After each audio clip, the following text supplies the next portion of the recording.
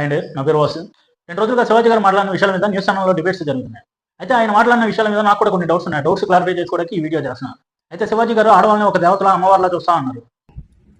స్త్రీ అంటే ఒక మహాశక్తి, ఒక అమ్మవారిలాగానే అనుకుంటా. ఎందుకంటే ఒక దేవతలా అమ్మవారిలా చూసినప్పుడు మనం కాళికాదేవిని పూజిస్తున్నాంగా. ఒకసారి పిక్కు పెడతా చూడండి. ఆ పిక్కులో కాళికాదేవి ఏ సందేశం ఇస్తున్నారు? ఆడవాళ్ళు ఎక్కడ ఉన్నా ఎలా ఉన్నా ఒక దేవతలా పూజించబడాలి, గౌరవించబడాలి.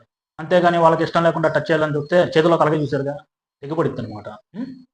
అది ఆడవాళ్ళని దేవతలా చూడటం అంటే. మరి ఆడవాళ్ళని దేవతలా చూస్తా అన్నప్పుడు అసభ్యంగా వాళ్ళ మీద చేతులు వేసే వాళ్ళకి సందేశం వాళ్ళని వీళ్ళకి సందేశాలు ఇస్తారేంటి? అంటే మనకి భయం. ఎందుకంటే వాళ్ళ మెజారిటీ పీపుల్ ఎక్కువ ఉన్నారుగా, ఎక్కడ ఆపోజిట్ అయిపోతారు అని భయం. అతనా లేకపోతే ఇంకో భయం.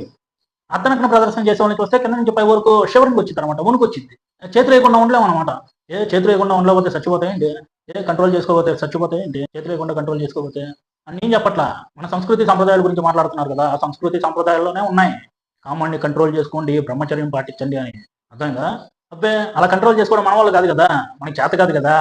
చేత కాకే ఎదుటిని బ్లేమ్ చేసి ఏది పెట్టి చూపిస్తాం. ఇది కూడా నేను చెప్పట్లా, స్వామి వివేకానంద గారు లాంటి పెద్ద పెద్ద మహానుభావులు చెప్పారు. మనకి చేత కానప్పుడే ఏదైనా ఎదుటి మీద ఫైర్ అవుతాం. ఇది కూడా నేను చెప్పట్లా, గొప్ప గొప్ప మహానుభావులు చెప్పారు. మనకి బ్రహ్మచర్యం పాటించడం చేత కాదు, మన వాళ్ళకి పద్ధతిగా ఉండండి రా అని చెప్పడం చేత కాదు, వాళ్ళని కంట్రోల్లో పెట్టడం చేత కాదు, ఇవన్నీ చేయడం చేత కాదు. కానీ పైకి సంస్కృతి సాంప్రదాయాలు పాటించండి అని మాత్రం చెప్పేస్తాం. ఎందుకంటే చెప్పడం చాలా ఈజీగా, చేయడం కష్టం. ఆ చేయడం చేత కాక ఎదుటిని బ్లేమ్ చేస్తూ ఉంటాం అనమాట. అదే మన బంగారం సరైనదైతే ఎదుటిని అవసరం పడేలేదుగా.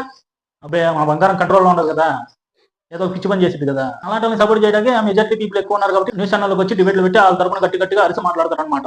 ఎందుకంటే మెజారిటీ పీపుల్ ఎక్కువ ఉన్నారు కదా, ఎప్పుడైనా మనకి సపోర్ట్గా వస్తారని. అంతేనా? నేను ఒక మహిళ మాట్లాడారు న్యూస్ ఛానల్ ఎస్కేవిజం గురించి. దీన్ని మేడం ఎస్కేవిజం అనేది మన వాళ్ళని కంట్రోల్లో పెట్టుకోవడం చేత కాక ఎదుటి బ్లేమ్ చేస్తూ ఉంటాం అనమాట. దీన్ని అసలైన ఎస్కేవిజం అనేది.